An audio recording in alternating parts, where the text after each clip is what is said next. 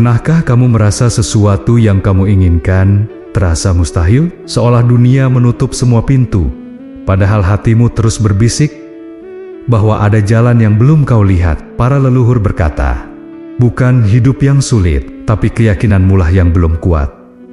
Dan malam ini, Semar akan membuka rahasia kuno yang jarang dibicarakan manusia. Ilmu yakin, ilmu yang membuat orang biasa mampu melakukan hal yang tak masuk akal. Ilmu yang mengubah langkah kecil menjadi keajaiban besar. Ilmu yang membuat yang tidak mungkin menjadi mungkin. Jika hatimu sedang lelah, ragu, atau buntu, bersiaplah. Perjalanan ini bukan cerita biasa, ini perjalanan untuk menemukan kembali kekuatan yang selama ini bersembunyi di dalam dirimu. Semar sudah menunggu. Mari kita mulai. Sebelumnya, bantu subscribe, like, dan tulis amin di kolom komentar. Semoga rezekinya lancar. Amin. Fajar baru saja terbit ketika Semar melangkah perlahan menuju lembah Arunika. Embun masih menempel di ujung dedaunan, dan kabut tipis menggantung rendah di antara pepohonan tua yang seolah menjaga rahasia kuno tempat itu. Semar berjalan tanpa suara, seakan setiap langkahnya memang sudah dikenal oleh tanah yang ia pijak. Ada rindu lama yang mengalir di matanya. Rindu untuk kembali ke tempat yang dulu menjadi saksi wejangan besar para leluhur. Di belakangnya, Petruk, Gareng, dan Bagong berusaha mengikuti gerak langkah sang guru meski napas mereka masih tersengal. Ketiganya belum pernah melihat lembah Arunika sedekat ini. Dari kejauhan saja tempat itu sudah terlihat angker dan sakral. Namun begitu mereka mendekat, keangkeran itu berubah menjadi keteduhan yang sulit dijelaskan. "Mbah, kok rasane kayak melebu panggonan sing ora sembarangan?" gumam Gareng lirih. Semar hanya tersenyum tipis tanpa menoleh. Senyuman yang memberi tanda bahwa perjalanan ini memang tidak ditujukan untuk orang-orang yang ragu, melainkan untuk mereka yang siap membuka batinnya. Begitu kabut mulai menipis, sebuah candi tua perlahan muncul, seperti hantu masa lalu yang bangkit dari tidur panjangnya. Dinding-dindingnya ditelan lumut, namun tetap memancarkan wibawa yang membuat siapapun menundukkan kepala dengan sendirinya. Candi itu berdiri megah, meski usianya sudah tak terhitung. Konon, Candi Lembah Arunika hanya menampakkan diri kepada orang-orang yang dipilih oleh alam. Petruk menelan ludah melihatnya. "Mbah, iki kendain kok koyo urip yo," katanya pelan. Semar berhenti di anak tangga pertama, menatap puncak candi yang menjulang bak punggung naga yang sedang tidur. "Anak-anakku," ucap Semar sambil menarik napas panjang. "Disinilah perjalanan kalian dimulai. Ilmu pertama yang harus kalian pelajari adalah ilmu yang jarang dipahami manusia." Suaranya lembut, namun terasa berat seolah membawa usia ribuan tahun. "Ilmu yakin." Bagong memiringkan kepala. "Lombah, yakin kui kan gampang. Wong mong percaya weh." Semar menoleh perlahan. Tatapannya hangat namun tajam. "Percaya itu ada di bibir, tapi yakin itu ada di tulang." Murid-muridnya terdiam. Angin yang semula berhembus ringan, kini terasa seolah ikut berhenti mendengarkan. Semar mulai menaiki tangga batu candi. Setiap langkahnya seperti mengubah udara di sekeliling. Semakin tinggi mereka menapaki candi, semakin suasana berubah menjadi hening, padat, dan hidup. Seakan-akan seluruh semesta sedang menundukkan kepala, memberi hormat pada ilmu yang akan dibuka. Sesampainya di pelataran utama, ruang luas berbatu itu menyambut mereka dengan energi yang sulit dijelaskan. Altar batu di tengahnya berbentuk lingkaran sempurna, seakan sengaja dibuat untuk pelajaran penting. Semar duduk bersila di tengah lingkaran itu, murid-muridnya mengikuti, meski masih bingung dengan keganjilan suasana. Suara burung berhenti, kabut menyingkir, bahkan desau angin pun lenyap seperti tunduk pada wejangan yang akan diucapkan. "Ilmu yakin," ucap Semar pelan, "adalah kunci keajaiban. Kunci untuk membuka pintu yang selama ini kalian anggap mustahil." Ia memejamkan mata sesaat, lalu membuka kembali dengan sinar yang dalam. "Tapi ingat, kunci ini tidak bisa dipegang oleh tangan. Ia hanya bisa dipegang oleh hati." Petruk menunduk, Gareng menahan napas, Bagong berhenti menguap. Mereka sadar pelajaran ini bukan pelajaran sembarangan. Semar menatap mereka bergantian. Perjalanan ini akan mengajarkan satu hal. Sebelum kau mengubah dunia, kau harus mengubah cara hatimu melihat dunia. Di saat itu, angin lembut kembali berhembus, seolah menegaskan kata-kata Semar. Pelajaran baru dimulai, dan murid-muridnya belum tahu bahwa ilmu ini akan membawa mereka menghadapi hal-hal yang selama ini mereka anggap tak mungkin. Namun langkah pertama telah mereka pijak, dan tak ada jalan kembali. Semar membiarkan keheningan mengisi pelataran candi beberapa saat. Murid-muridnya duduk bersila, menanti wejangan berikutnya dengan perasaan campur aduk antara penasaran, gugup, dan takjub. Di tengah hening itu, Semar menatap yukran-yukran kuno di dinding candi, seolah membaca kembali jejak para leluhur yang pernah mengajar di tempat yang sama. Ketika ia akhirnya berbicara, suaranya lembut namun menggema jelas di ruangan batu itu. "Anak-anakku," ucap Semar sambil mengusap lantai altar. Banyak orang mengira bahwa percaya dan yakin adalah hal yang sama. Ia berhenti sejenak, menatap Petruk, Gareng, dan Bagong bergantian. Padahal keduanya berbeda seperti awan dan langit. Sering terlihat bersama, tapi tidak pernah menjadi satu. Petruk mengangkat alis, menahan keinginan untuk bertanya. Semar tersenyum tipis, tahu muridnya belum mengerti. Ia lalu menggenggam sedikit debu dari lantai candi. Debu itu terbang perlahan ketika Semar melepaskannya. Percaya itu ringan, mudah terbang tertiup angin. Orang bisa percaya hari ini, lalu ragu esok hari. Percaya hanya tinggal di bibir. Bagong menggangge kangguk meski belum sepenuhnya paham. "Berarti gampang hilang, Bah?" tanyanya polos. "Ya, Le," jawab Semar. "Percaya itu mudah tumbuh, tapi juga mudah gugur." Kemudian Semar menepuk dadanya sendiri. "Tapi yakin," lanjutnya, "yakin itu tertanam di tulang." Suaranya berubah lebih dalam, membawa getaran yang membuat murid-muridnya refleks duduk lebih tegak. Yakin tidak berubah hanya karena angin, tidak goyah hanya karena keadaan. Yakin tetap berdiri meski dunia mencoba meruntuhkannya. Gareng menelan ludah. Kata-kata itu masuk perlahan ke hatinya, seperti batu kecil yang jatuh ke permukaan air, menyebarkan gelombang pengertian. Untuk memperjelas, Semar mengambil sebuah batu kecil di sampingnya. Batu itu tampak biasa, namun cara Semar memegangnya membuat batu itu seolah memiliki makna lain. Percaya adalah melihat batu ini dan berkata, "Batu ini ada." Itu percaya berdasarkan mata. Ia memutar batu itu di telapak tangannya. Tapi yakin adalah merasakan bahwa batu ini punya makna, meski matamu tidak melihat apa-apa. Yakin datang dari dalam, bukan dari luar.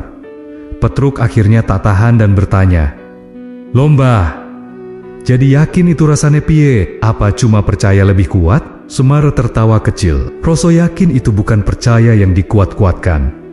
Yakin adalah tenang. Tenang meski belum melihat hasil. Tenang meski belum paham alasannya. Tenang meski dunia berkata tidak mungkin." Untuk pertama kalinya, Semar berdiri dari duduknya dan memberi isyarat kepada ketiga muridnya untuk bangkit. Mereka mengikuti pelan-pelan. Semar kemudian berjalan mendekati tangga candi dan menunjuk ke lembah hijau di kejauhan. "Coba lihat lembah itu," katanya. "Percaya membuatmu berkata, 'Aku bisa sampai ke sana.' Tetapi yakin membuatmu melangkah meski kau belum tahu jalannya." Angin berhembus pelan, membawa aroma dedaunan basah. Suasana terasa semakin dalam. Semar berbalik kepada ketiga muridnya. "Inilah awal dari ilmu yakin. Sebelum kalian belajar membuka keajaiban, kalian harus tahu perbedaan dasarnya. Percaya bisa tumbuh dari ketidaktahuan, tapi yakin hanya tumbuh ketika hati jernih." Petruk, Gareng, dan Bagong sama-sama terdiam. Ada sesuatu di dada mereka yang tiba-tiba terasa bergerak, sebuah kesadaran kecil bahwa pelajaran yang akan mereka jalani bukan sekadar ilmu, tetapi perjalanan menjadi manusia yang lebih kuat. Semar melangkah kembali ke altar dan duduk. "Mulai dari hari ini," ujarnya pelan, "kalian tidak lagi belajar untuk percaya. Kalian belajar untuk yakin. Wejangan itu menutup episode pelajaran mereka pagi itu. Namun, dampaknya baru mulai terasa. Setelah memahami perbedaan antara percaya dan yakin, Semar memberi isyarat agar murid-muridnya lebih mendekat ke altar batu berbentuk lingkaran di tengah pelataran candi. Lingkaran itu tampak sederhana, namun dari dekat ukiran-ukiran halus di permukaannya terlihat seperti huruf-huruf kuno yang membentuk pola berputar. Kabut yang tadi menyelimuti pelataran telah menyingkir perlahan, seakan memberi ruang bagi pelajaran berikutnya. Semar duduk kembali di tengah lingkaran itu, lalu mengetuk permukaannya 3 kali dengan jemarinya. "Anak-anakku," ucapnya pelan namun jelas, "inilah lingkaran janji." Ketiga muridnya langsung menegakkan punggung, merasakan hawa berbeda yang keluar dari batu itu. Semar melanjutkan, "Lingkaran ini bukan sekadar hiasan. Para leluhur membuatnya sebagai pengingat bahwa apapun yang kalian yakini akan kembali kepada kalian." Petruk mengernyitkan dahi. "Maksudnya koyo bumerangono, Mbah?" Semar tersenyum sedikit. "Bukan balasan cepat, truk, tapi gema batin." Ia menggerakkan telapak tangannya mengelilingi lingkaran. "Apapun yang kau yakini dengan jernih, dunia akan memantulkannya. Jika hatimu yakin bahwa hidupmu berat, maka hidupmu benar-benar berat. Jika kau yakin bahwa rezeki sempit, maka rezekimu mengecil." Lingkaran ini mengajarkan satu hal: dunia bergerak mengikuti bentuk keyakinanmu. Bagong yang sejak tadi memperhatikan ukiran itu mendekat dan mengusap permukaannya. "Loh, Bah, kok ora kroso opo-opo yo?" "Biasa we." Semar menatapnya lembut. "Lingkaran janji tidak berbicara kepada tanganmu, Le. Ia berbicara kepada batinmu." Mendengar itu, Bagong mundur sedikit, bingung tapi mulai mencoba mengerti. Gareng justru tampak lebih serius. "Berarti sing balik nang ewek dewe iku getaran batine yo, Mbah?" "Betul, Ring," sahut Semar. "Getaran batinmu adalah bahasa yang didengar oleh dunia. Kalau batinmu kacau, dunia tidak tahu harus membalas apa. Kalau batinmu jelas, yakin, tenang, dunia mengikuti arah itu." Ia mengambil batu kecil dari sisi altar, lalu meletakkannya tepat di tengah lingkaran.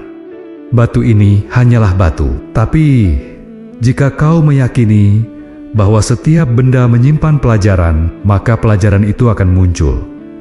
Semar menatap mereka satu persatu sebelum melanjutkan, "Lingkaran ini diciptakan untuk mengingatkan manusia bahwa hidup tidak pernah benar-benar diam. Hidup bergerak, berputar, lalu kembali. Apa yang kamu tanam di batinmu akan kembali kepadamu sebagai keadaan hidupmu." Petruk akhirnya angkat bicara. "Mbah, berarti wong yakin bisa narik apa wae sing dadi keyakinane yo?" Semar mengangguk pelan. "Bisa, tapi ingat, yakin tanpa laku itu mimpi, dan laku tanpa yakin itu kerja tanpa arah. Dua-duanya harus berjalan bersama. Jika kau ingin dunia mengembalikan sesuatu yang lebih besar." Ia menepuk permukaan lingkaran batu itu dengan lembut. "Para leluhur membuat lingkaran ini sebagai janji. Barang siapa hatinya jernih dan yakin, maka dunia tidak akan menutup pintu baginya." Angin kembali berhembus, lembut namun membawa perasaan, seakan ada sosok tua yang ikut mendengarkan dari balik pepohonan. Semar mengakhiri pelajaran dengan suara rendah, namun penuh makna. "Ingatlah, lingkaran janji ini, keyakinanmu adalah pusat dari semua yang mengalir dalam hidupmu. Jika pusat ini retak, dunia pun retak. Tapi jika pusat ini kuat, tak ada yang mustahil bagimu." Murid-muridnya terdiam. Untuk pertama kalinya, mereka menyadari bahwa yang membentuk hidup bukan hanya langkah, tapi isi batin yang memantulkannya. Perjalanan mereka baru dimulai. Namun, ilmu yakin sudah mulai membuka pintu pertama. Setelah menjelaskan makna lingkaran janji, Semar bangkit dari duduknya dan meminta murid-muridnya mengikuti langkahnya turun dari pelataran candi. Mereka berjalan menembus kabut tipis yang masih menggantung rendah, menuju jalur kecil yang mengarah ke dalam hutan Wening. Hutan itu tampak sepi, tetapi bukan sepi yang menakutkan, melainkan sepi yang seperti sedang menunggu seseorang berbicara lebih dahulu. Pohon-pohon tinggi menjulang, dengan akar-akar besar yang mencuat dari tanah, seakan menjadi lorong alami menuju pelajaran berikutnya. "Le, kok kita melebu-melebu hutan meneh?" tanya Bagong, Sambil menepis embun di wajahnya, Semar tidak menoleh, hanya menjawab pelan, "Karena kabut pagi adalah guru yang baik. Ia menutupi pandanganmu supaya kau belajar melihat dengan cara lain." Petruk tertawa kecil, mencoba mencairkan suasana. "Lihat tanpa mata maksudnya, Mbah." Semar tersenyum samar. "Lihat dengan nalar, lihat dengan rasa, lihat dengan yakin." Setibanya mereka di sebuah lapangan kecil yang diterangi pilar cahaya matahari dari sela-sela pepohonan, Semar berhenti. Cahaya itu jatuh seperti benang emas, membuat tempat itu tampak seperti altar alam. Ia duduk di atas batu datar di tengah lapangan. Murid-muridnya segera membentuk lingkaran mengelilinginya. Suara hutan mereda perlahan, seolah memberi ruang bagi wejangan Semar. "Anak-anakku," ucap Semar perlahan, "hari ini kalian akan belajar 3 tingkatan yakin." Nada suaranya berubah lebih dalam, menunjukkan bahwa pelajaran ini adalah inti dari perjalanan mereka. Petruk segera bersiap dengan posisi paling serius yang bisa ia lakukan. Gareng merapatkan duduknya, Bagong menahan kantuk sambil mencoba fokus. Semar mengangkat telapak tangan kanannya dan menunjuk sebuah pohon besar tidak jauh di depan mereka. Yang pertama, yakin sebab melihat. Ketika kalian melihat pohon itu, kalian yakin pohon itu ada. Ini tingkat yakin paling dasar. Bagong langsung mengangguk mantap. "Oh, iki sing paling gampang, Mbah." Semar tersenyum kecil. "Gampang ya, tapi rapuh." Begitu pohonnya hilang dari pandangan, keyakinanmu pun ikut hilang. Angin berhembus pelan membawa suara dedaunan yang saling menyapa. Semar lalu mengangkat tangan kirinya dan mengambil sehelai rumput kecil di dekat kakinya. Yang kedua, yakin sebab memahami. Ketika kau memahami bahwa rumput tumbuh karena ada sebab, ada siklus, ada kehendak yang mengaturnya, maka meski rumput ini dicabut, kau tetap yakin bahwa rumput lain akan tumbuh kembali. Gareng mengangguk pelan. "Berarti iki yakin sing lahir saka pikiran yo, Mbah." "Betul, Reng," jawab Semar. Kemudian Semar menutup kedua tangannya di depan dada. Suara hutan berhenti seketika, seperti ikut menahan napas. Yang ketiga, ucap Semar lebih pelan namun lebih berat. "Yakin sebab mengalami." Ia menatap mereka satu persatu. Yakin yang ini tidak lahir dari mata, tidak lahir dari pikiran. Ia lahir dari kejadian yang kau alami sendiri. Orang yang pernah hampir tenggelam akan selalu yakin bahwa air bisa membunuh bukan karena membaca, tetapi karena merasakan. Petruk menelan ludah. Gareng menarik napas panjang. Bagong yang tadinya mengantuk mendadak membuka mata lebar-lebar. Suasana menjadi sangat hening, seakan seluruh hutan sedang menyimak kata-kata itu. "Yakin, tingkatan ketiga inilah," lanjut Semar, "yang membuka pintu keajaiban. Jika kau pernah mengalami bahwa doa tak pernah sia-sia, kau akan berdoa tanpa ragu. Jika kau pernah mengalami bahwa kerja keras berbuah, kau tak akan malas lagi. Jika kau pernah mengalami bahwa ketenangan membawamu menemukan jalan, kau tak akan panik lagi." Semar lalu menggambar sebuah lingkaran kecil di tanah dengan satu titik di tengahnya. Titik ini adalah hatimu. Lingkaran ini adalah duniamu. Jika hatimu goyah, lingkaranmu retak. Dunia tidak lagi selaras dengan langkahmu. Ketiga muridnya terdiam dalam, meresapi setiap kata. Semar menatap mereka lembut. "Mulai hari ini, kalian tidak hanya belajar yakin untuk memahami, kalian belajar yakin untuk mengalami." Dan di lapangan hutan itu, pilar cahaya terasa semakin hangat seolah menyetujui pelajaran yang baru saja dibuka. Setelah menguraikan 3 tingkatan yakin, Semar terdiam sejenak, memperhatikan wajah murid-muridnya. Mereka tampak terpukau oleh pelajaran sebelumnya. Namun Semar tahu, pemahaman itu masih berada di permukaan. Untuk membawa mereka lebih dalam, ia mengambil sepotong kayu kecil yang tergeletak di tanah. Dengan gerakan sederhana, ia melemparkannya perlahan ke udara. Ajaibnya, angin yang tampak begitu lembut justru membawa kayu itu melayang ke arah murid-muridnya. Petruk menangkapnya. Refleks. "Lo kok ngono, Mbah? Enjin, ora kenseng-kenseng. Amat lo." Semar tersenyum kecil. "Begitulah dunia, Truk. Ia tidak selalu bergerak mengikuti hukum yang kalian lihat. Dunia mengikuti getaran batinmu. Gareng mengerutkan kening, berusaha memahami maksud dari kalimat itu. Bagong hanya memegangi pundaknya sendiri, memastikan tidak ada makhluk halus yang lewat membawa kayu tadi. Semar duduk kembali di batu datar, lalu menggambar sebuah lingkaran di tanah dengan ranting kecil. Di tengah lingkaran itu, ia membuat titik kecil.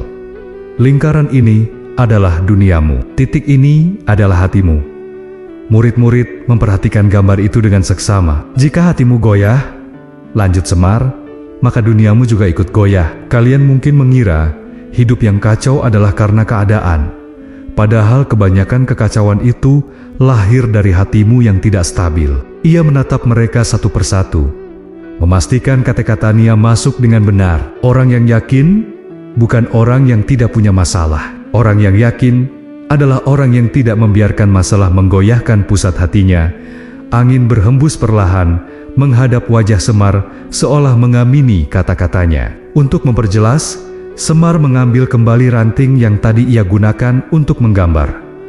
Ia meletakkannya di tengah lingkaran. Ranting itu diam, tak bergerak. Ini adalah orang yang yakin, tetapi tidak bertindak, kata Semar.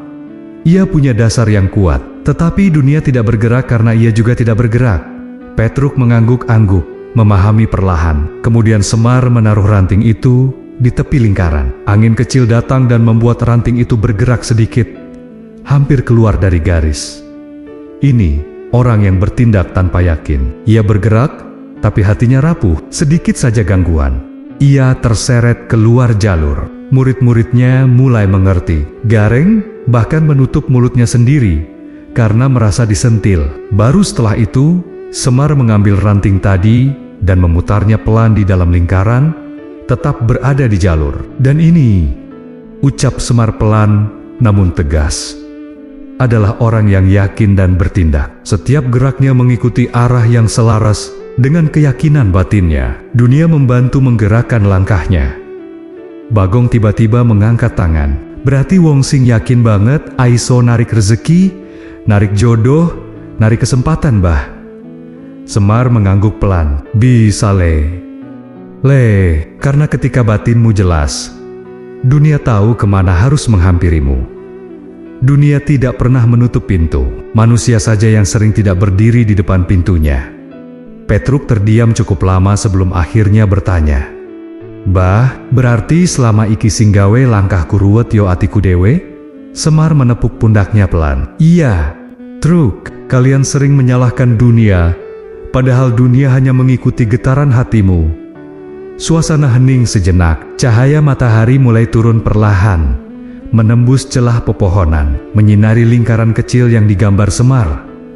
Sinar itu memantul lembut, seakan memperkuat pelajaran hari itu. Semar kemudian berdiri dan berkata pelan, jika kau ingin dunia membukakan jalan, benarkan dahulu pusat hatimu. Dunia tidak bisa membantu orang yang tidak tahu arah, tapi kepada orang yang yakin, dunia justru ikut melangkah. Dan di tengah hening hutan wening, murid-muridnya merasakan sesuatu yang berbeda, seolah hidup yang mereka jalani selama ini mulai menunjukkan maknanya sedikit demi sedikit. Setelah pelajaran tentang getaran batin dan dunia yang mengikuti arah hati, Semar mengajak murid-muridnya berjalan meninggalkan hutan wening. Mereka turun melalui jalur kecil yang dipenuhi dedaunan rontok, hingga akhirnya tiba di tepi sebuah sungai tua. Arus sungai itu tenang, begitu tenang, hingga permukaannya seperti kaca yang memantulkan cahaya matahari pagi secara lembut. Sungai itu dikenal para leluhur dengan sebutan Sungai Gemapurba, tempat di mana setiap suara, setiap langkah, bahkan setiap niat diyakini memantul jauh lebih dalam daripada tempat lain. Semar berdiri di tepi sungai sambil menatap aliran air yang bergerak lambat. Murid-muridnya ikut mendekat. Petruk menyipitkan mata. Lombah, kok banyune koyo mandek, padahal alirane ana. Gareng mencondongkan tubuh, mencoba melihat apakah ada yang aneh. Sementara Bagong sudah lebih dulu duduk di atas batu, menenggelamkan kakinya sampai betis. Semar tersenyum kecil. Air tenang bukan berarti air itu diam. Justru tenang adalah tanda bahwa gerakan itu pasti. Ketiga muridnya langsung menoleh serempak. Semar mengangkat tongkatnya dan menunjuk aliran sungai. Inilah langkah orang yakin. Tidak terburu-buru, tidak tergesa, tidak meloncat-loncat, tapi pasti, konsisten. Steady. Petruk menggaruk kepalanya. Berarti wong yakin, kui ora owah-owah mbah? Semar menggeleng pelan. Bukan tidak berubah, tetapi tidak goyah. Anginnya berhembus, membuat permukaan air bergelombang tipis. Orang yang percaya, tapi tidak yakin, akan melangkah cepat ketika bersemangat, lalu berhenti ketika takut. Orang yang yakin melangkah pelan, tapi mantap. Ia tidak butuh dorongan orang lain untuk bergerak. Bagong memainkan air dengan kakinya, membuat ria kecil. Lomba, terus, apa bedanya wong yakin karo wong nekat? Semar mengambil sepotong ranting kecil di dekat kakinya dan meletakkannya di permukaan sungai. Ranting itu langsung mengikuti arus, melayang tanpa terseret kasar. Nekat adalah melompat tanpa tahu tanahnya kuat atau tidak. Tapi yakin adalah melangkah karena hatimu tahu tanah itu akan menguat. Begitu kau pijak, Gareng mengangguk pelan, mulai memahami pelajaran itu. Berarti wong yakin ora butuh ndelok hasil disik yo mbah? Semar menatapnya sambil tersenyum tipis. Betul Reng, orang yakin tidak butuh bukti dulu untuk melangkah. Ia hanya butuh arah. Untuk menegaskan pelajarannya, Semar mengambil batu kecil dan melemparkannya ke tengah sungai. Batu itu langsung tenggelam tanpa suara besar. Ini orang yang penuh keraguan. Jelas Semar berat oleh pikiran sendiri, lalu tenggelam oleh bayangan yang ia ciptakan. Murid-murid terdiam. Bagong bahkan mengecilkan suaranya. Berarti, aku kerep dadi watu kuyo, bah. Semar tertawa kecil, tapi bukan mencemooh ora popole. Wajah manusia sering bara-bubah seperti batu itu. Yang penting kau belajar menjadi ranting tadi, mengikuti aliran dengan sadar, bukan pasrah. Kemudian, Semar mengangkat 3 jarinya. Ada 3 ciri langkah orang yakin. 1. Langkahnya mantap, meski belum melihat hasil. 2. Tidak terburu-buru, tidak iri pada ritme orang lain. 3. Setiap tindakannya jelas, tidak ragu-ragu. Petruk menepuk dadanya. Bah, berarti langkah sing bener kui sing ngundang keajaiban yo? Semar mengangguk. Doa adalah niat, langkah adalah penyempurnaan, dan yakin adalah jembatan yang menghubungkan keduanya. Sungai mengalir tanpa suara keras, membawa dedaunan kering perlahan ke hilir. Di bawah cahaya pagi yang hangat itu, Semar memberi penutup pelajaran hari itu. Ingatlah, anak-anakku, langkah yang yakin akan membuka jalan yang tak pernah terlihat oleh mata. Dan pada langkah seperti itulah keajaiban mendekat.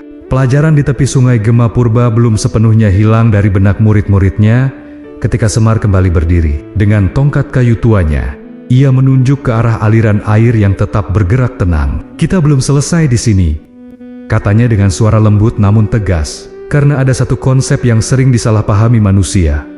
Sumarah. Petruk mengangkat salah satu alisnya. Sumarah, koyo pasrah ngono mbah. Gareng ikut mengangguk. Sementara Bagong hanya menyipitkan mata, mencoba mengingat apakah ia pernah mendengar kata itu dari kakeknya dulu. Semar menatap mereka satu persatu, memastikan perhatian mereka terfokus pada wejangan berikutnya. Pasrah itu menyerah sebelum mencoba, ujar Semar perlahan. Nekat itu melompat tanpa arah. Ia kemudian mengangkat ranting kecil yang tadi melayang di air. Tapi Sumarah adalah berjalan mengikuti aliran hidup tanpa melawan, tanpa pula hanyut. Sumarah bukan diam, Sumarah adalah tunduk, tapi tetap melangkah. Menjelaskan sambil bergerak, Semar meletakkan kembali ranting itu di permukaan sungai. Kali ini ia menahan bagian ujungnya, menggunakan jari telunjuk, membiarkan ranting itu tetap berada di tempatnya, meski arus air mendorongnya pelan. Ini pasrah, katanya. Tidak bergerak karena merasa tidak mampu. Murid-murid mengangguk, memahami dengan cepat. Kemudian Semar melepas ranting itu tanpa memegangnya sama sekali. Arus langsung menyeretnya pergi lebih cepat dari sebelumnya. Ini nekat, jelasnya. Ia bergerak, tapi tidak tahu kemana dan tidak tahu apa yang menantinya di depan. Terakhir, Semar mengambil ranting baru dan menaruhnya lagi di permukaan sungai. Kali ini, ia memberikan sedikit dorongan awal. Hanya secukupnya untuk membuat ranting itu mengarah, mengikuti arus dengan lembut. Ranting itu tidak terombang-ambing, tidak terseret keras, tapi juga tidak melawan, dan ini Sumarah. Bagong melotot kagum. Walah, dadi Sumarah kui ora yon rimo wei. Yombah, Semar tersenyum lebar. Betul, Le? Sumarah bukan kalah. Sumarah adalah tahu bahwa hidup memiliki alurnya sendiri, dan kita berjalan di dalamnya dengan batin yang tenang. Ia menatap sungai yang mengalir. Orang yang Sumarah tahu kapan harus diam, kapan harus melangkah, dan kapan harus menguatkan diri. Petruk mengangkat tangan. Terus hubungan, karo yakin opo, Mbah? Semar menatapnya lembut. Sumarah adalah bentuk yakin tertinggi. Orang yang benar-benar yakin tidak panik ketika diuji. Tidak putus asa ketika terhambat. Tidak marah ketika jalannya berputar. Ia Sumarah. Ia percaya bahwa alurnya selalu menuju kebaikan. Angin berhembus pelan. Permukaan air berkilau seperti kaca yang dipenuhi cahaya. Suasana tenang itu membuat murid-murid mendadak ikut memejamkan mata, merasakan ketenangan yang sama yang dipancarkan Semar. Banyak manusia salah memahami Sumarah. Lanjut Semar. Mereka mengira Sumarah artinya diam. Padahal, Sumarah itu aktif. Orang Sumarah tetap bekerja, tetap berdoa, tetap berusaha. Tapi hatinya tidak memberontak ketika hasilnya belum tampak. Gareng menarik napas panjang. Jadi wong Sumarah kui ora gelisah yomba? Semar mengangguk. Ya, Reng. Ia tidak tergesa, tidak iri pada langkah orang lain, tidak terbebani oleh hasil yang belum datang.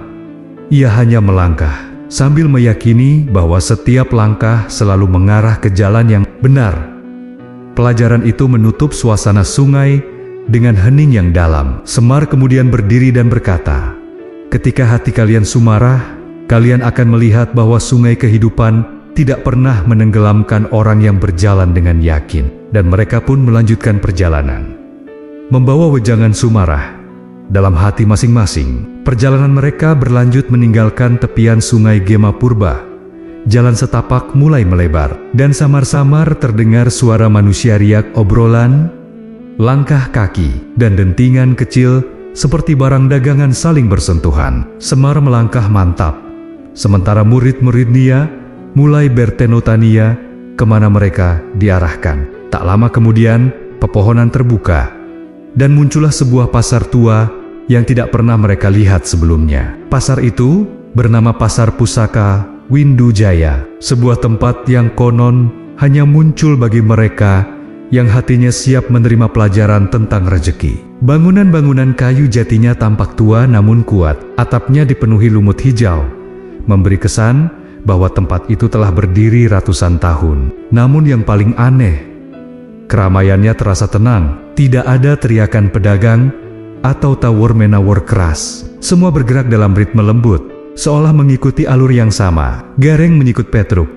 "Truk, iki pasar kok, ora rame, ora semeneng." Tapi malah ayam yo. Petruk mengangguk pelan, masih bingung. Sementara Bagong langsung melongo melihat jajanan tradisional yang dipajang rapi di kiri kanan jalan. "Mbah, koyo surga iki?" gumamnya sambil menelan ludah. Semar berhenti di tengah pasar dan menoleh kepada murid-muridnya. "Anak-anakku, di tempat inilah kalian akan melihat keajaiban pertama dari ilmu yakin. Rezeki yang datang dari arah yang tidak disangka-sangka." Ketiganya langsung fokus. Kata rezeki memang selalu berhasil membuat mereka menajamkan telinga. Mereka berjalan lagi hingga berhenti di sebuah warung kecil. Warung itu sederhana, hanya terbuat dari kayu tua, namun aroma makanan yang keluar darinya membuat hati terasa hangat. Di depan warung, seorang perempuan tua sedang mengipasi tungku kecil. Begitu melihat Semar, perempuan itu langsung tersenyum dan memberi salam hormat. "Kakang Semar, sampun dangu boten." Wawu rawuh, Gareng, Petruk, dan Bagong saling pandang. Mereka terkejut perempuan itu tampaknya mengenal Semar dengan baik. Semar hanya tersenyum dan duduk tanpa berkata banyak. Perempuan tua itu segera menyajikan ketan, jenang, dan teh panas untuk ketiga muridnya. Bagong langsung menyambar piring ketan tanpa pikir panjang, namun berhenti mendadak. "Loh Mbah, aku kan orang ngawa duit, kok aiso mangan gratis?" tanyanya bingung. Gareng dan Petruk ikut mengangguk baru tersadar bahwa mereka sedang makan tanpa membayar sepeser pun. Perempuan tua itu tertawa lembut. "Le, warungku ora taun jaluk bayaran saka wong sing atin. Resik lan yakin." Petruk langsung mengangkat alis. "Loh kok iso ngertian? Kita yakin, Bo." Perempuan itu menunjuk Semar. "Kakang Semar sing ngajar kami. Wong sing yakin langkahnya membawa berkah. Sopo wae sing menehi dahar marang wong kaya ngono bakal oleh balasan saka arah sing ora disangka." Mata Bagong membesar. "Berarti iki rezeki sing muncul dewe yo Mbah?" Semar mengangguk pelan. Rezeki tidak selalu berupa uang, bisa berupa orang baik, tempat baik, atau kemudahan yang muncul tepat pada waktunya. Ia menatap mereka bergantian. Rezeki itu seperti angin. Ia datang kepada hati yang ringan, tidak penuh ketakutan atau keluhan. Tapi jika hatimu dijejali rasa kurang, tidak percaya diri, dan keyakinan bahwa hidupmu apes, rezeki akan menjauh. Ketiganya terdiam. Kata-kata itu terasa tepat mengenai sasaran. Petruk menghela napas. "Berarti selama iki sing ngusir rezeki yo pikiran awaku dewe." Semar mengangguk. "Betul, Truk. Rezeki selalu mengelilingimu, tapi hatimulah yang menentukan apakah ia berani mendekat atau tidak." Pasar tiba-tiba terasa lebih hidup. Angin membawa harum rempah dan suara pedagang yang ramah.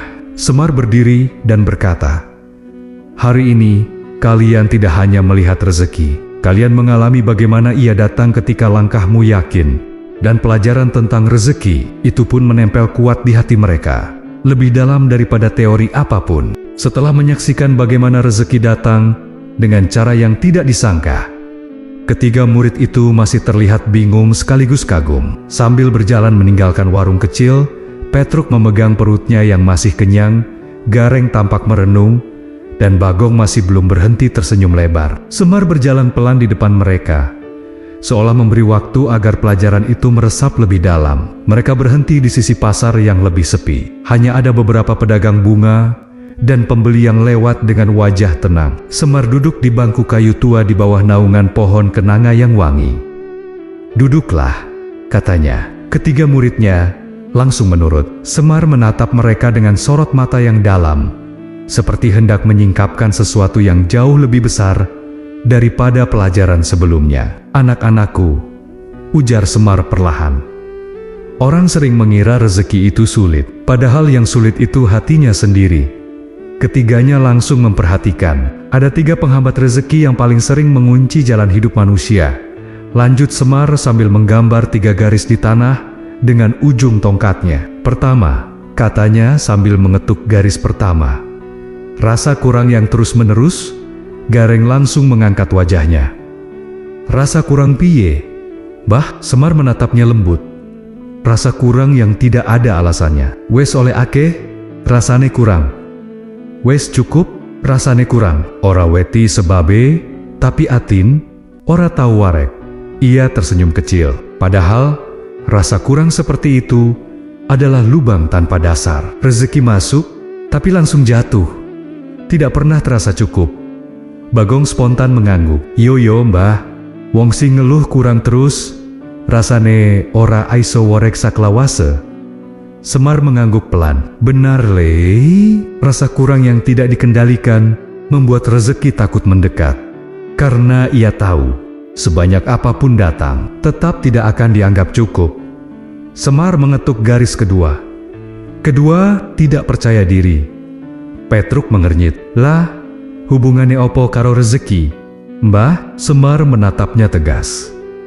Orang yang tidak percaya diri, langkahnya selalu ragu. Ia takut mencoba, takut melangkah, takut gagal. Rezeki tidak bisa masuk ke hati yang penuh ketakutan. Rezeki butuh keberanian kecil untuk muncul.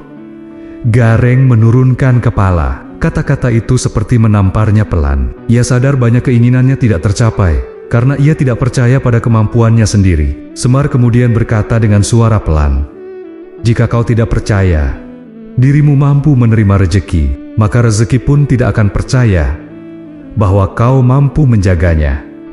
Ia mengetuk garis ketiga. Ketiga, keyakinan bahwa hidupmu apes. Suasana mendadak hening. Ini yang paling berbahaya. Lanjut Semar.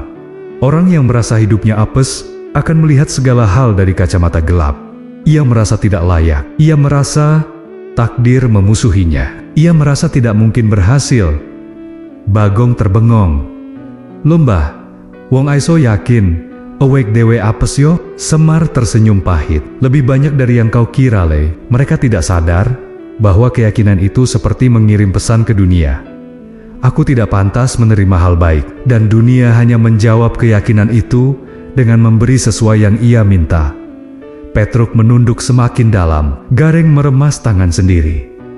Bagong tak lagi tersenyum. Ketiganya mulai memahami bahwa rezeki yang menjauh bukan selalu karena nasib buruk, tetapi karena batin mereka sendiri yang tidak siap menerimanya. Semar menutup pelajaran dengan nada lembut, namun tegas. Ingatlah, anak-anakku, rezeki bukan soal jumlah, tetapi kelapangan hati. Jika hatimu lega, rezeki akan datang tanpa perlu kau kejar.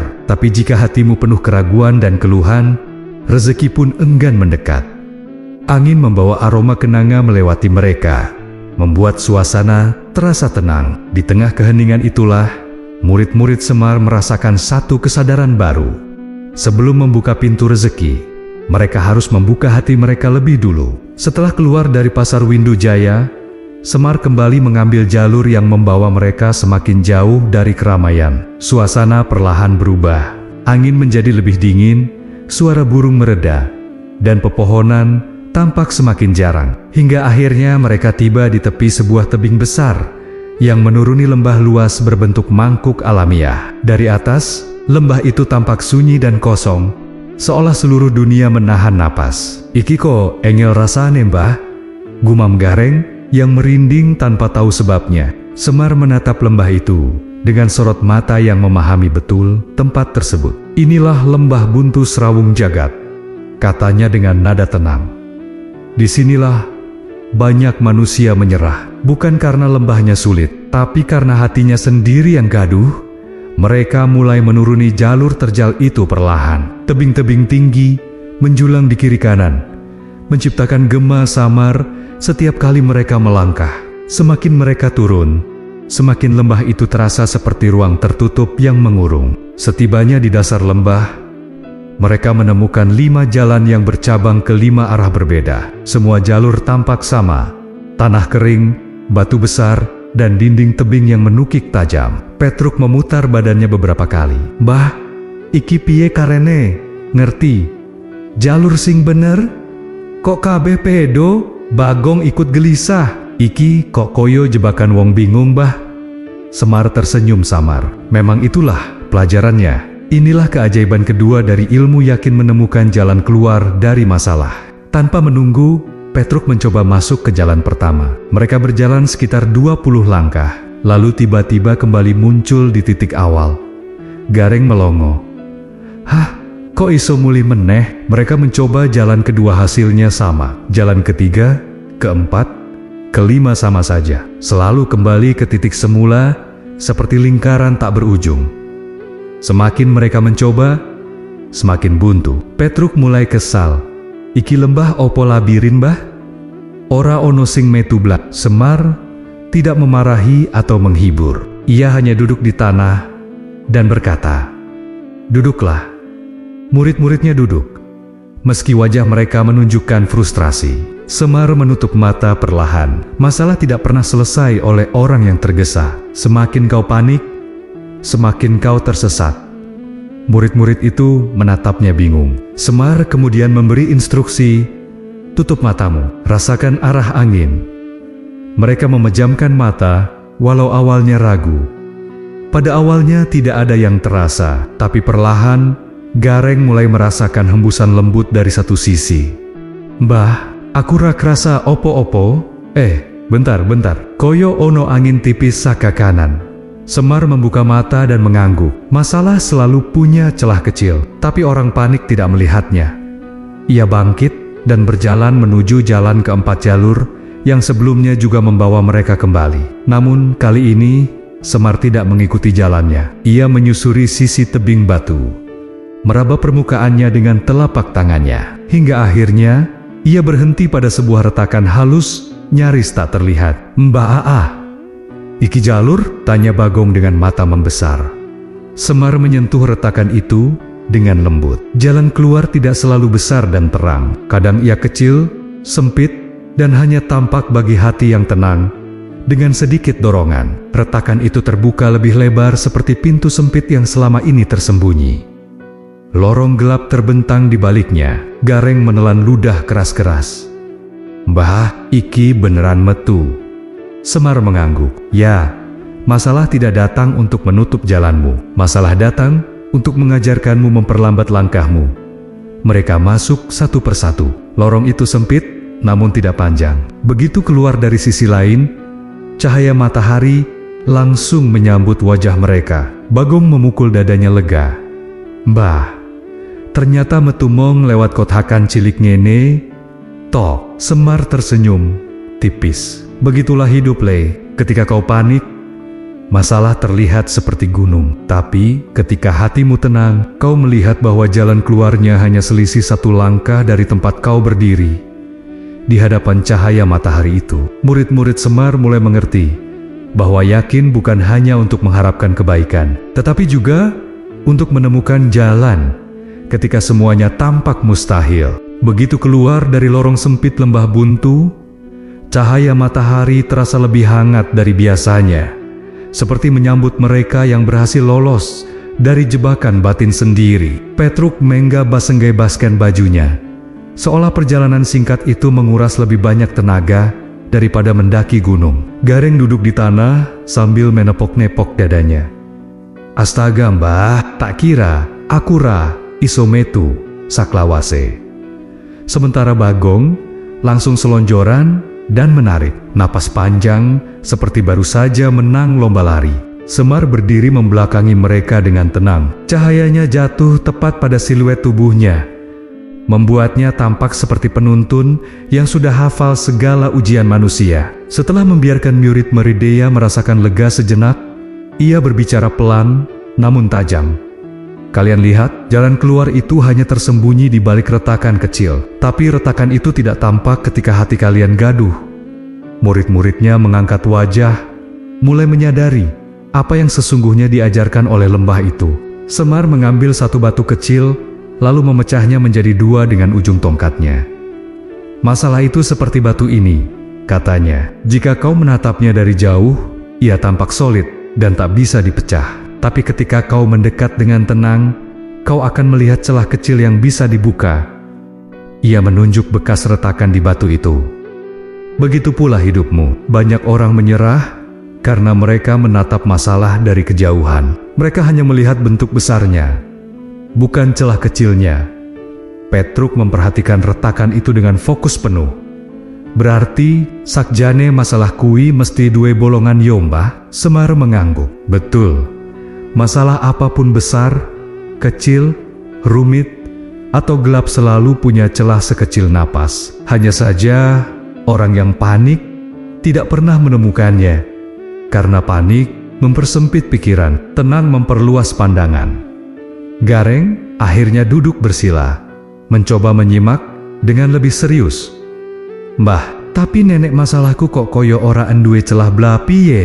Semar menatapnya dengan tatapan penuh pengertian. "Reng, masalah itu seperti kabut. Semakin kau buru-buru, semakin tebal rasanya. Tetapi ketika kau berhenti sejenak dan menenangkan batinmu, kabut itu mulai menipis. Disitulah celahnya muncul." Untuk memperjelas, Semar meminta ketiga muridnya berdiri menghadap lembah yang baru saja mereka tinggalkan. "Sekarang tutup matamu," perintahnya. Mereka patuh, meski Bagong mengeluh kecil. Semar melanjutkan, "Tarik napas pelan. Rasakan arah angin. Rasakan denyut tanah di bawah kakimu. Rasakan dirimu sendiri." Petruk menarik napas dalam-dalam. Gareng berusaha mengatur ritme napasnya. Bagong mencoba mengikuti, meski suaranya terdengar seperti menguap. Beberapa saat kemudian, Semar berkata, "Sekarang buka mata kalian. Mereka membuka mata. Semar menunjuk lorong kecil yang tadi mereka lewati. Retakan itu jalan keluar. Itu tidak.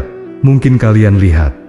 Ketika hati kalian berlari, lebih cepat daripada langkah kalian. Tapi ketika napas kalian tenang, mata kalian melihat hal-hal yang tidak tampak sebelumnya.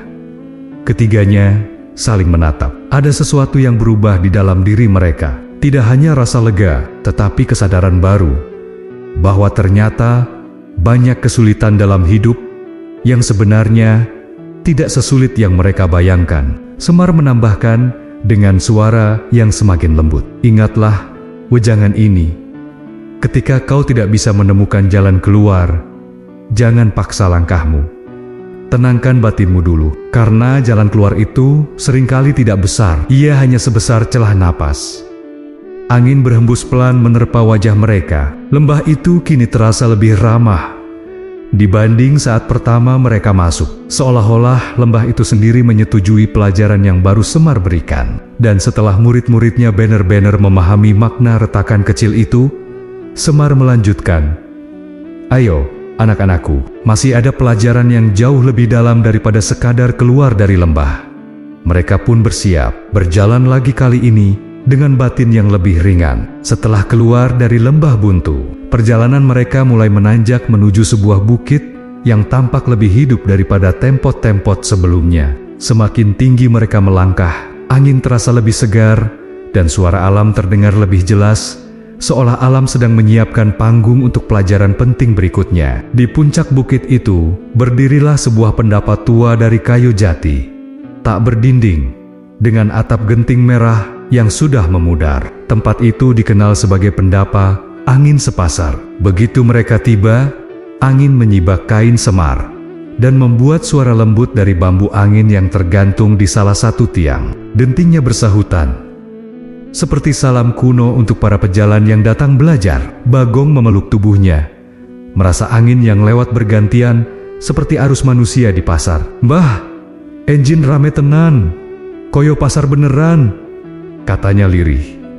Semar tersenyum. Itulah sebabnya tempat ini dinamai angin sepasar. Karena angin di sini mewakili pikiran manusia datang dan pergi tanpa henti. Semar duduk di tengah pendapa, dan murid-muridnya mengikuti. Angin bertiup dari berbagai arah, membuat mereka sulit duduk dengan stabil. Semar memandang mereka lembut, lalu memulai pelajarannya.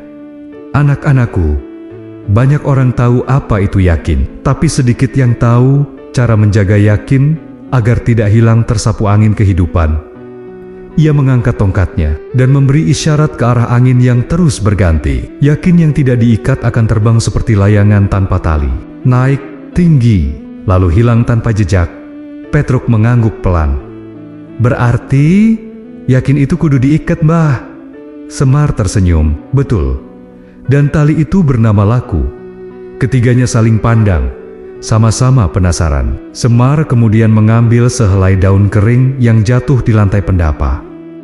Laku itu sederhana, bukan ilmu besar, bukan ritual rumit. Laku adalah kebiasaan kecil yang kau ulang setiap hari, sampai menjadi bagian dari dirimu. Ia meremas daun itu perlahan, hingga menjadi serpihan kecil. Banyak orang ingin yakin dulu baru melangkah. Padahal itu terbalik, justru melangkahlah dulu, maka keyakinan akan mengikuti. Bagong mengangguk cepat, merasa disentil. "Iyo Mbah, kadang aku pengen semangat disek, tapi ora melu tumindak."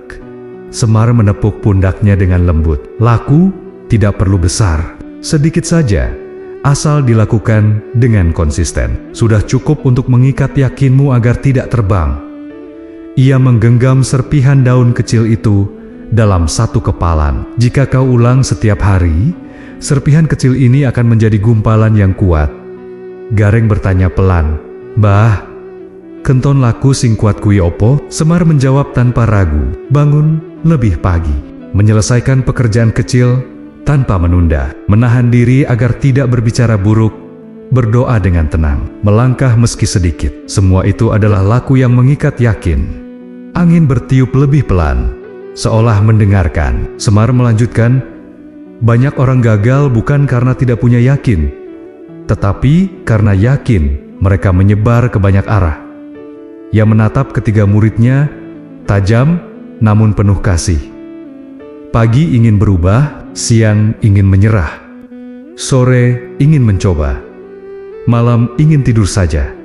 Maka kapan majunya? Petruk dan Gareng tertawa getir. Merasa kalimat itu tepat mengenai mereka. Semar berdiri dan menatap lembah luas di bawah pendapa. Orang yang yakin harus punya satu tujuan, satu arah. Tempat itulah tali yakinmu diikat.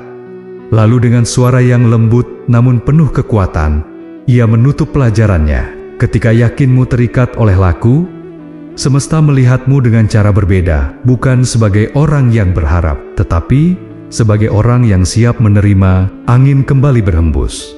Kali ini lebih hangat seperti persetujuan dari langit. Murid-muridnya merasakan dalam hati mereka bahwa wejangan hari ini akan menjadi fondasi perjalanan batin mereka berikutnya. Setelah pelajaran di pendapa angin sepasar selesai, Semar mengajak murid-muridnya menuruni bukit menuju sebuah kawasan yang lebih gelap dan lembab. Jalannya semakin sempit, ditutupi tanaman rambat, hingga akhirnya mereka tiba di sebuah tebing batu berwarna hitam pekat. Dari sela bebatuan, tampak mulut goa yang menganga gelap, dingin, dan seolah menelan cahaya di sekitarnya. Tempat itu dikenal sebagai Goa Lingsir Watu Ireng, lokasi para leluhur dahulu menempa keteguhan batin. Bagong langsung memeluk dirinya sendiri. Bah, kok sing kene hawane madeniyo? Gareng ikut merinding.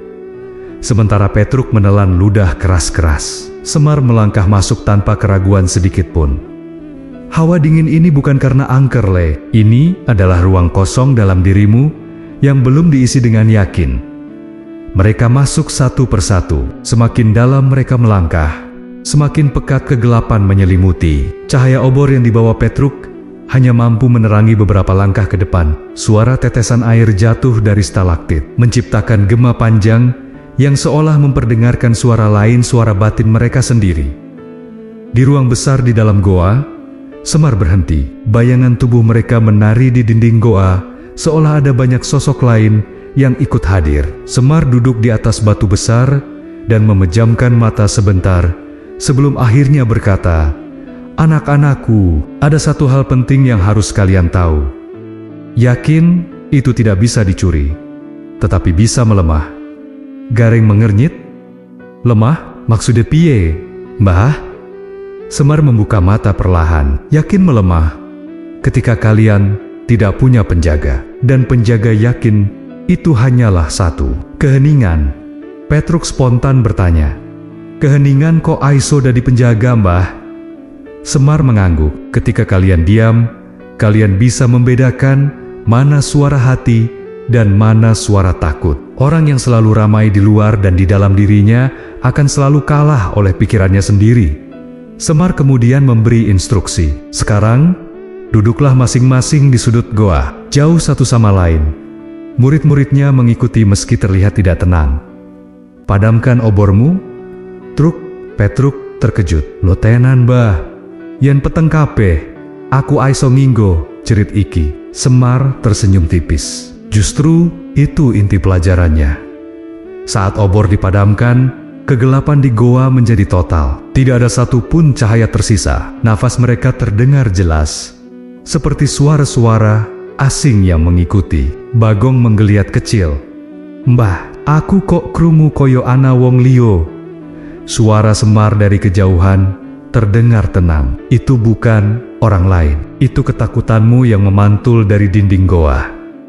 Semar lalu berkata pelan, "Rasakan dirimu sendiri. Rasakan titik cahaya paling kecil di dalam dadamu." Petruk menarik napas panjang, berusaha menjaga dirinya tetap tenang. Gareng memejamkan mata lebih kuat. Bagong menggenggam tanah dingin untuk menahan degup jantungnya. Beberapa menit berlalu dalam hening total, hingga akhirnya Bagong bersuara lirih, "Mbah, aku kroso ono cahyo.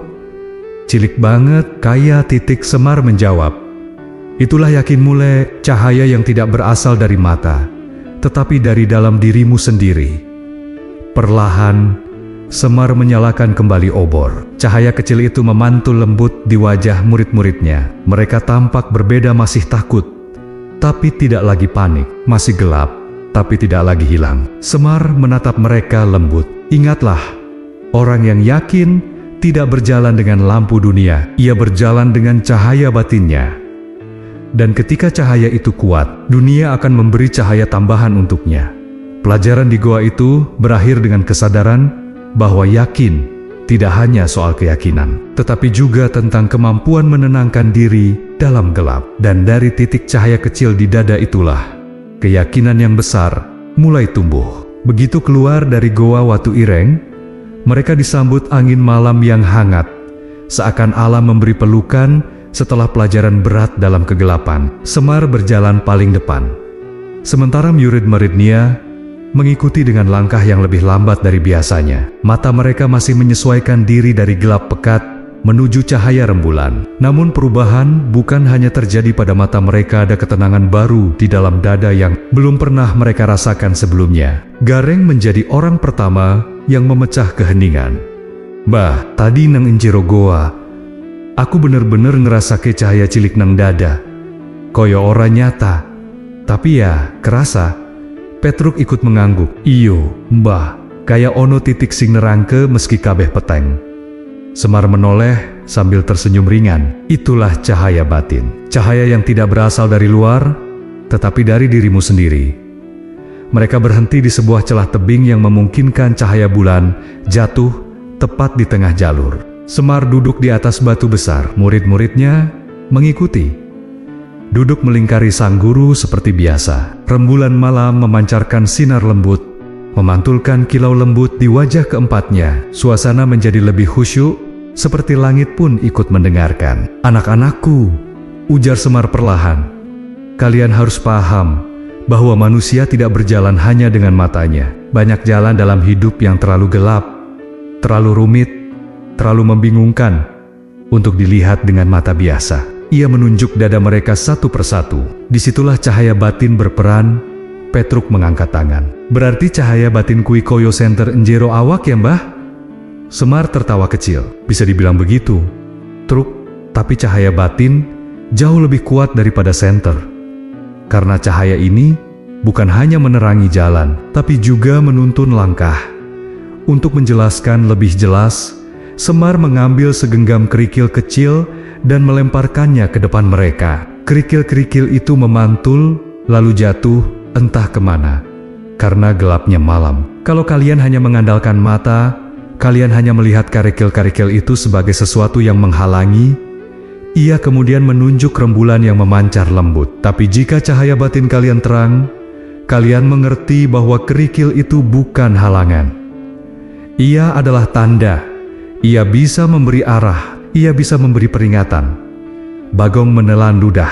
"Berarti wong sing cahaya batine peteng gampang kesandung yo, mbah?" Semar mengangguk. "Betul. Orang yang batinnya gelap tidak bisa membedakan antara jalan dan jebakan. Semua terlihat menakutkan.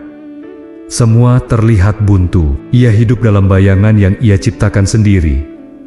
Gareng menatap tanah beberapa saat sebelum bertanya, "Mbah, cahaya batin kok aiso peteng?" Semar menjawab lembut. "Ketika terlalu banyak suara dalam diri, terlalu banyak ketakutan, terlalu banyak kecemasan, terlalu banyak pikiran buruk tentang diri sendiri, semua itu seperti menutup lentera yang ada di dalam dada." Ia melanjutkan dengan suara lebih dalam. "Tapi ketika kalian hening seperti di dalam goa, tadi kalian bisa melihat cahaya yang bahkan tidak kalian sadari. Cahaya itulah yang akan menunjukkan arah ketika dunia tampak gelap." Semar kemudian memejamkan mata sejenak, membiarkan angin malam menyapu wajah mereka. "Ingat ini," katanya, "cahaya batin adalah magnet jalan hidupmu. Semakin terang cahayamu, semakin jelas jalan yang diberikan oleh semesta." Murid-muridnya terdiam lama. Ada rasa hangat yang tumbuh di dada mereka, seolah pelajaran itu menyatu dengan napas mereka. Cahaya rembulan yang tadi tampak seperti cahaya biasa, kini terasa lebih berarti seperti pantulan dari cahaya kecil yang baru mereka temukan di dalam diri mereka sendiri. Semar berdiri perlahan. "Ayo, anak-anakku, cahaya batin baru permulaan. Masih ada badai yang harus kalian hadapi." Dan dengan langkah mantap, mereka melanjutkan perjalanan menuju pelajaran berikutnya. Perjalanan mereka menuju puncak berikutnya semakin menanjak. Semakin tinggi mereka melangkah, semakin kuat angin berhembus, seolah alam sedang menantang mereka, hingga akhirnya mereka tiba di sebuah dataran luas yang menyerupai altar raksasa di puncak gunung. Tempat itu dikenal sebagai Pasarean Awan Kembar, sebuah lokasi sakral di mana angin tidak pernah diam. Awan tebal bergerak cepat melewati kaki mereka, seolah berada di atas dunia. Gareng langsung berpegangan pada Petruk, takut terhanyut. "Truk, iki pancen engine, ngegirisi tenan. Koyo arep nyapot aku," Petruk sama gugupnya, meski berusaha terlihat tegar. Sementara Bagong menunduk agar wajahnya tidak dihantam angin yang datang dari berbagai arah. Semar berdiri tegap di depan mereka, tidak goyah sedikit pun, seperti batu karang yang dijadikan pijakan angin. "Anak-anakku," ujar Semar lantang di tengah desingan angin, "di tempat inilah kalian akan belajar bahwa yakin bukan hanya dibangun dalam diam, tetapi juga diuji dalam badai." Kata-katanya menggema pecah oleh hembusan angin yang menggigit. Semar mengajak mereka berdiri sejajar di tengah dataran. "Sekarang tutup mata kalian." Bagong teriak kecil. "Mbah, jenengan serius, nek aku ketiup terus? Melayu piye?" Semar tersenyum tipis. Justru itu latihannya. Yakin tidak butuh mata, yakin butuh batin. Murid-muridnya menutup mata dengan gemetar. Angin datang lebih kencang, menghantam dari kiri, kanan, depan, dan belakang. Langkah mereka goyah. Gareng hampir jatuh. Petruk maju satu langkah tanpa sengaja. Bagong berpegangan pada lutut sendiri sambil meringis. Semar mendekat sambil berkata tegas, "Inilah hidup, Rang. Masalah tidak pernah datang dari satu arah." Untuk menenangkan mereka, Semar mengajarkan satu teknik penting. Tarik napas lewat hidung dalam, tahan sebentar, lalu keluarkan lewat mulut pelan. Mereka mengikuti, meski tubuh mereka masih digoyang angin. Beberapa saat kemudian, nafas mereka mulai stabil, dan tubuh mereka tidak lagi semudah itu terdorong. "Yakin itu bukan kekuatan otot," lanjut Semar. "Yakin itu kekuatan ritme. Siapa yang menguasai ritme napasnya, ia menguasai batinnya." Bagong yang tadinya paling goyah, tiba-tiba berseru, "Bah, aku kok ngerasake awak iki luwih stabil." Semar tersenyum lebar. "Nah, kui tandane batinmu mulai memegang tubuhmu, bukan sebaliknya." Setelah beberapa menit bertahan melawan angin dengan mata tertutup, Semar memberi instruksi terakhir yang menjadi inti dari ujian ini. "Sekarang maju 3 langkah." Gareng langsung panik. "Bah, nek ana jurang piye?" Semar menjawab dengan suara tenang namun sangat kuat. "Percayalah pada napasmu, percayalah pada langkahmu, percayalah pada cahaya batinmu yang sudah kalian temukan." Suasana hening seketika. Hanya angin yang meraung. Perlahan, Petruk melangkah duluan. 1, 2, 3. Bagong menyusul, tubuhnya bergoyang, tapi tidak jatuh. Gareng yang paling takut, akhirnya memberanikan diri. Dengan gemetar, ia melangkah 3 kali. Begitu mereka membuka mata, mereka terkejut. Di hadapan mereka berdiri Semar. Tersenyum, mereka berdiri tepat di belakangnya, tidak dekat jurang, tidak tersesat, tidak terhempas. Semar mengangguk. "Bangga, anak-anakku," katanya. "Yakin bukanlah kepastian. Yakin adalah keberanian melangkah meski tidak pasti. Orang biasa menunggu angin berhenti. Orang yakin belajar menari bersama angin." Angin tiba-tiba melemah, seolah ikut mengangguk pada wejangan itu. Di puncak Pasarean Awan Kembar, ketiga murid Semar memahami satu hal penting, bahwa keyakinan sejati bukan hanya diuji dalam tenang, tetapi terutama dalam badai. Setelah melewati angin ganas Pasarean Awan Kembar, perjalanan mereka beranjak memasuki suasana yang jauh lebih sunyi. Langit mulai memudar menuju warna keemasan fajar. Mereka mendaki anak tangga batu yang terukir langsung dari tebing, spiral mengarah ke titik tertinggi gunung kuno. Setiap langkah terasa seperti mengetuk sesuatu di dalam dada, seolah ada panggilan halus yang menuntun mereka menuju puncak pelajaran terakhir. Akhirnya, mereka tiba di tempat yang bahkan Semar hanya kunjungi dalam waktu-waktu tertentu. Puncak Manembah Langit, sebuah dataran luas dengan batu bulat pipih di tengahnya.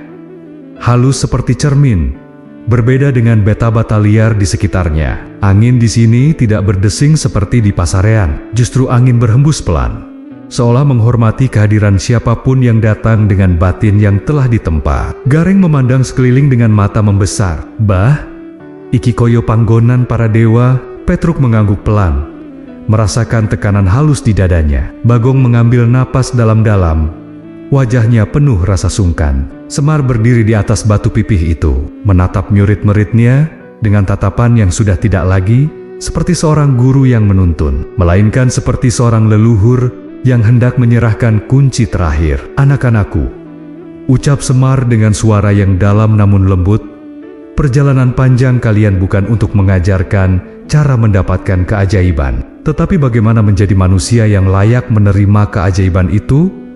Murid-muridnya terdiam. Kata-kata itu langsung menancap di hati mereka. Semar menunjuk dada mereka satu persatu. Yakin bukan sekadar percaya bahwa sesuatu bisa terjadi. Yakin adalah berubah menjadi orang yang pantas bagi sesuatu itu. Bagong menelan ludah. "Berarti, kabeh iki dudu soal kepengin?" "Yo mbah," Semar mengangguk. "Betul mustahil bukanlah tembok. Mustahil hanyalah jarak antara dirimu sekarang dan dirimu yang sebenarnya mampu." Ia kemudian menengadah ke langit. Cahaya fajar jatuh di wajahnya, membuat sosoknya terlihat seperti bayangan hikmah purba. Semesta tidak menurunkan keajaiban pada orang yang hanya berharap. Ia memberinya kepada orang yang batinnya sudah selaras dengan doanya. Petruk menggaruk kepala, namun wajahnya menunjukkan pemahaman. "Berarti, sing kudu berubah dudu dunia, tapi awake duyu yo mbah?" "Ya, Truk," jawab Semar sambil tersenyum. Yakin itu bukan kekuatan untuk mengubah dunia. Yakin adalah kekuatan untuk mengubah dirimu. Dan dirimulah yang akan mengubah dunia.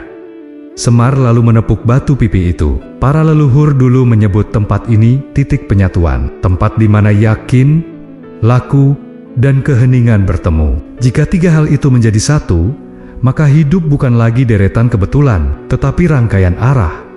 Murid-muridnya meresapi setiap kata. Dalam hati mereka, perlahan muncul kesadaran bahwa perjalanan batin mereka tidak hanya tentang memahami Semar, tetapi tentang memahami diri sendiri. Semar memanggil mereka lebih dekat. Suaranya kini sangat lembut, namun membawa wibawa yang dalam. "Ingat wejangan terakhirku. Keajaiban tidak turun dari langit begitu saja. Keajaiban datang kepada mereka yang keyakinannya cukup terang untuk membuat langit membuka jalan." Angin bergerak pelan, seperti ikut memberi hormat pada kata-kata itu. Cahaya matahari naik perlahan, menerangi puncak itu dengan kehangatan lembut. Petruk, Gareng, dan Bagong menundukkan kepala dalam-dalam. Mereka sadar bahwa wejangan Semar bukan hanya pelajaran, tetapi bekal hidup. Perjalanan mereka selama ini ternyata baru saja membuka pintu pertama. Di depan sana, laku mereka yang akan menentukan seberapa jauh mereka bisa berjalan. Semar memandang horizon dan tersenyum. "Anak-anakku, perjalanan kita selesai, tapi perjalanan kalian baru dimulai." Dan di puncak manembah langit itu, ilmu yakin akhirnya menemukan rumahnya. Di dalam hati tiga manusia muda yang siap melangkah dengan cahaya yang baru mereka temukan,